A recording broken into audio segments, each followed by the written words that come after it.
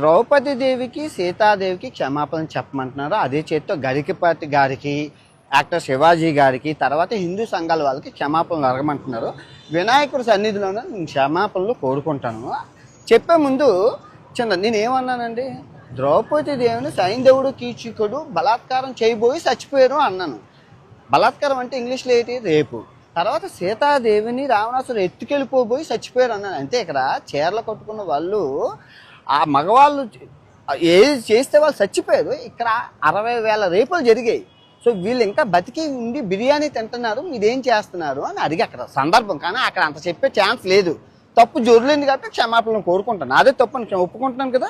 So ఇప్పుడు నేను తప్పు చేస్తే రాత్రికి వినాయకుడి సన్నిధిలోనే రక్తం కక్కుకొని చచ్చిపోతాను. కనుక నా తప్పు మీరు స్వీకరించకపోతే ఈ సంవత్సరం నుంచి నెక్స్ట్ సంవత్సరం వరకు అష్ట దరిద్రాలు మీకు అంటుకుంటాయి.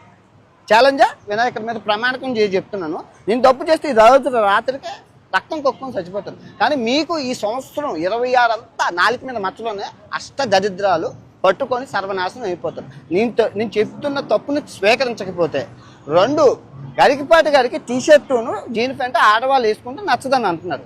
నేను అబ్బాయిలు వేసుకుంటున్నారు కదండి అంటే అవన్నీ నాకు తెలియదు. ఆడవాళ్ళు పద్ధతిగా ఉండాలి, చీరలు కట్టుకోవాలన్నారు. ఓకే, అది ఆయన పెద్ద ఆయన కాబట్టి నేను ఆయన్ని తిట్టలేదు.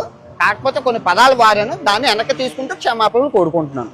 ఇంకా శివాజీ గారిని ఆయన సామాన్లు అన్నందుకు నేను తిట్టాను, ఆయన వెనక్కి తీసుకున్నారు, నేను వెనక్కి తీసుకున్నాను. Problem solve. ఓకే, మీరు ఎక్కడితో వదిలేస్తే బాగుంటుంది, లేదు అంటే మీ ఇష్టం. నేను ఇప్పుడు మంచి శాండ్విచ్ మసాజ్ థాయిలాండ్లో చేసుకొని రాత్రికి మంచి సినిమాకి వెళ్ళి ఆ వీడియో రేపు పొద్దున్న పెడతాను. ఓకే, నేనైతే చిల్ అవుతాను, రిలాక్స్ అవుతాను. మీరేం అవుతారు అనేది మీ మనసుకే ఆలోచించేస్తున్నాను. Love you all. అందరూ బాగుండాలి, అందులో నేను ఉండాలి.